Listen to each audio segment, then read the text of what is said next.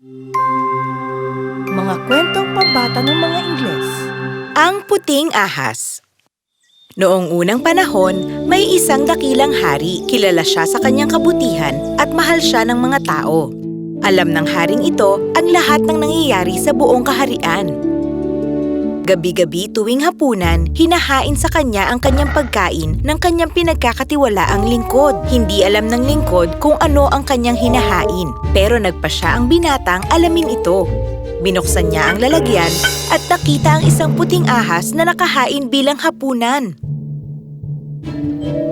Kumuha siya ng isang piraso at tinikman ito.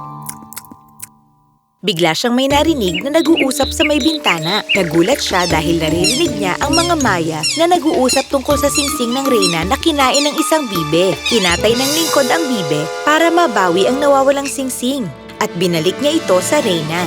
Tinanong ng hari kung ano ang gusto niyang gantimpala. Mahal na hari, gusto ko lamang po ng isang kabayo at kaunting pera para makapaglakbay. Gusto kong makarating sa mga malalayong lugar sa mundo.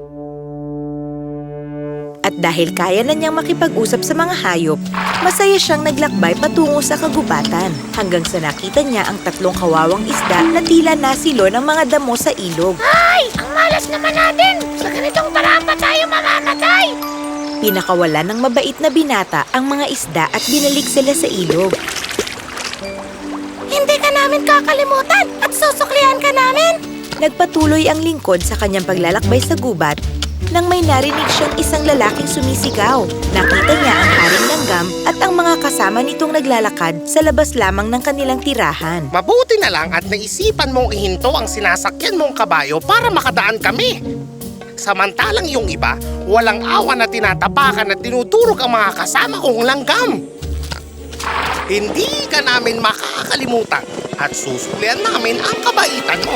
Nakarating ang mabait na lingkod sa gitna ng kagubatan.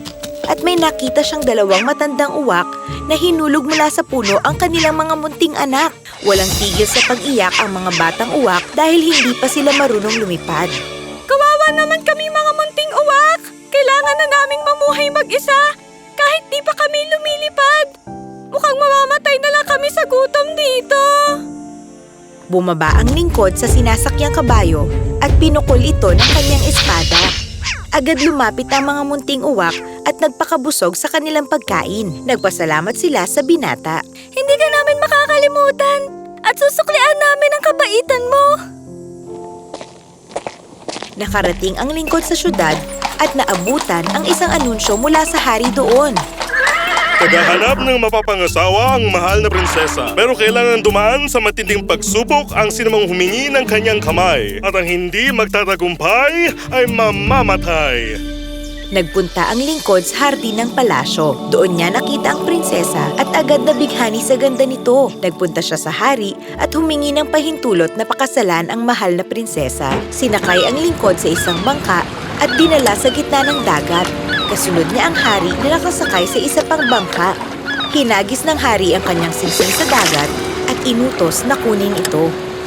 Kapag umahon ka sa tubig nang walang singsing, iuhulog ka namin sa tubig ng paulit-ulit hanggang tuluyan kang malunod. Mawawala na sana ng pag-asa ang kawawang binata dahil sa pagsubok ng hari. Nang dumating ang tatlong isda, na nag-abot sa kanya ng isang kabibe. Ngumiti sila at umalis. Nang buksan ng binata ang kabibe at nakita ang singsing. Agad niya itong dinala sa hari. Pero nagalit ang prinsesa at nagbigay ng mas mahirap na pagsubok bago pa pumayag na magpakasal sa lingkod. Dinala ng prinsesa ang binata sa hardin kung saang 10 sako ng palay ang ipinakalat niya sa mga damuhan habang lumalalim ang gabi. Bukas, bago sumikat ang araw, kailangang mapulot mo lahat ng palay at maibalik sa kanilang mga sako. Nalungkot at natulala ang kawawang lingkod, kaya napaupo na lamang siya sa damuhan at doon na tuluyang nakatulog noong gabi hanggang mag-umaga. Pagising niya, nakita niya sa kanyang harapan ang 10 sako ng palay na tinipon ng libo-libong langgam sa pangunguna ng masayang haring langgam. Agad dumating ang prinsesa na nagulat sa nakita, ngunit hindi pa rin natuwa. Hindi pa rin sang-ayon ang prinsesa na magpakasal sa binata. May isa pa akong ipapagawa sa'yo bago ko pumayag magpakasal. Ano yun, mahal na prinsesa? Kahit ano gagawin ko. Kailangan mong pumitas ng gintong mansanas mula sa puno ng buhay. Nagulat ang lingkod pero naglakbay pa rin siya para hanapin ang gintong mansanas. Nawawalan na siya ng pag-asa sa ilang araw na paglalakbay pero hindi niya pa rin nakikita ang puno ng buhay. Pagod na ang binata. Sira na ang sapatos kaya nagpahinga muna siya sa ilalim ng isang puno at doon na nakatulog. Pagising niya, nakita niya ang 3 uwak sa kanyang harapan at hawak na niya ang gintong mansanas. Kami yung mga batang uwak na hindi mo hinayaang magutom noon. Nung lumaki na kami at nabalitaan namin na hinahanap mo ang gintong mansanas, lumipad kami sa kabilang panig ng mundo kung saan naroon ang puno ng buhay at pinitas namin ang gintong mansanas para sa'yo. Tuwang-tuwa ang binata at dinala ang gintong mansanas sa prinsesa at agad na paibig ang dalaga sa lingkod nang makita niya ito. Hinati niya ang mansanas sa 2 at sabay nila itong kinain. Nagpakasal sila at namuhay ng masaya at mapayapa.